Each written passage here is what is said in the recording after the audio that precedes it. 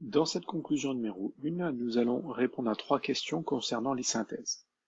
Comment augmenter la vitesse de formation d'un produit? Mais pour augmenter la vitesse de formation d'un produit lors d'une synthèse, on peut. Donc ça, les différents critères ont déjà été vus lorsqu'on a parlé de vitesse d'apparition d'un réactif, d'apparition d'un produit, pardon, ou de vitesse de disparition des réactifs. C'est ce qu'on appelle ici les facteurs cinétiques. Donc on peut chauffer le milieu réactionnel avec un montage à reflux. Donc un montage à reflux, ça ressemble à ça. Donc voici un montage à reflux. Le but, on va avoir le mélange réactionnel ici, c'est-à-dire les différents réactifs avec le solvant et éventuellement de la pierre ponce pour réguler l'ébullition dans un ballon.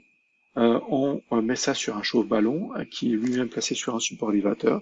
On le fait chauffer notre milieu réactionnel et sans avoir peur de perdre des réactifs ou des produits, même si ces réactifs et ces produits finalement entrent en ébullition, donc ils vont se transformer en gaz, mais le gaz va être au contact de ce réfrigérant à eau, va se retransformer en liquide et les réactifs ou les produits, ou les deux, qui se seront transformés en gaz seront donc récupérés dans le ballon et retombent dans le milieu réactionnel. Ça signifie que finalement, on arrive à chauffer un maximum pour augmenter au maximum la vitesse de réaction sans perte ni de réactif ni de produit.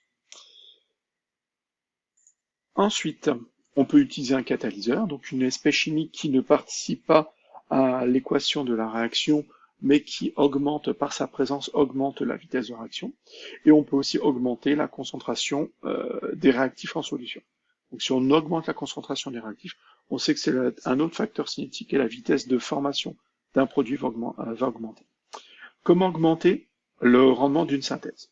Donc le rendement, c'est la quantité de matière d'un produit de la synthèse obtenue expérimentalement divisé par la quantité de matière de réactif, la quantité de matière maximale théorique de produits de ce même produit obtenu.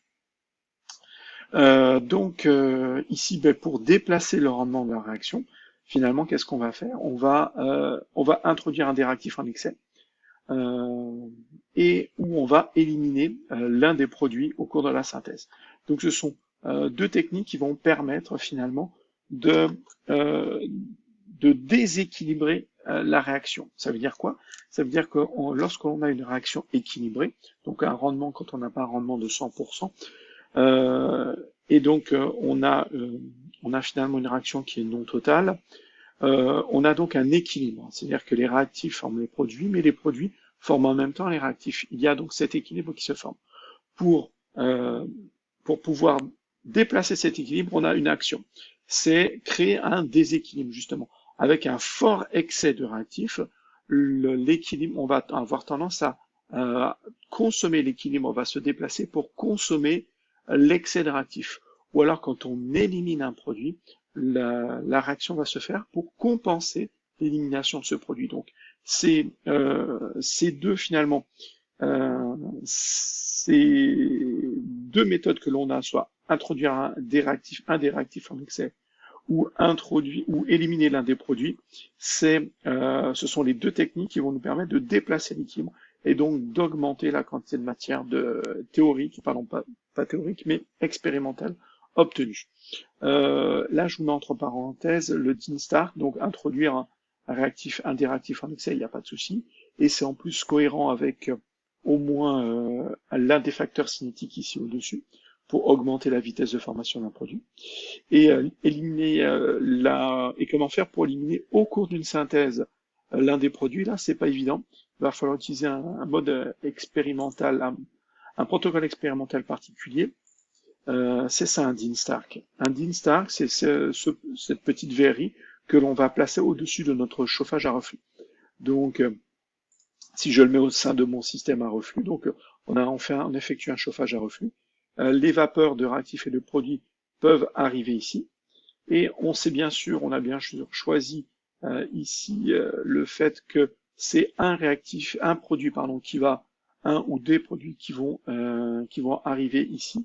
Donc finalement, au lieu que les vapeurs du produit retombent directement après de passer dans le réfrigérant au lieu de retomber directement dans le mélange réactionnel, ça tombe finalement ici, et on peut, grâce à ce petit robinet, évacuer l'un des produits.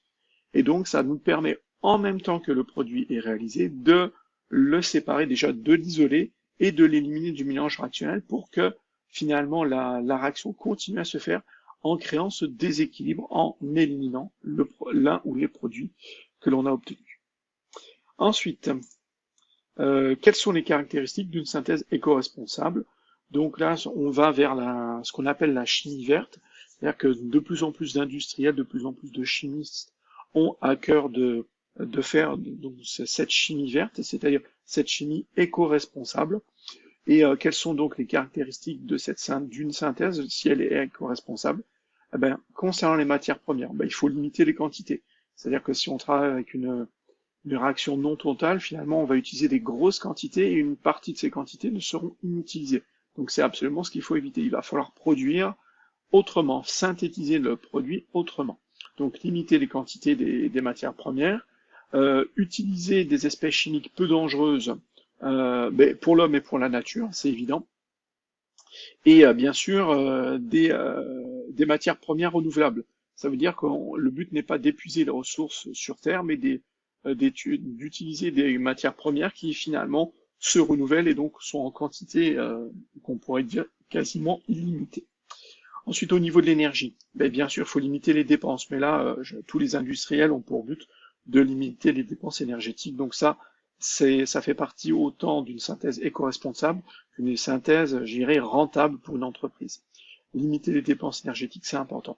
En utilisant des conditions expérimentales douces, c'est-à-dire finalement notre chauffage à reflux, n'est pas tout à fait éco-responsable parce que qu'est-ce qu'on fait? On chauffe notre milieu réactionnel à fond, sans limite, jusqu'à ébullition. Donc là, on n'est pas dans l'économie d'énergie.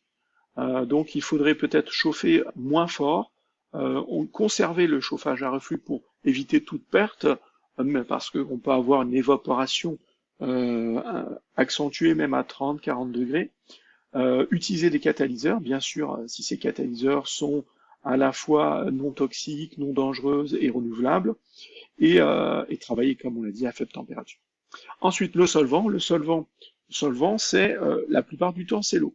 Mais on peut aussi utiliser des solvants organiques. Ça veut dire des solvants qui peuvent être finalement des polluants. Donc il faut se méfier. Donc il ne faut pas utiliser de solvant, si possible. Si on peut mélanger nos réactifs sans utiliser un solvant, c'en est que mieux. Ou en faible quantité, en privilégiant les solvants qui sont non toxiques et non polluants.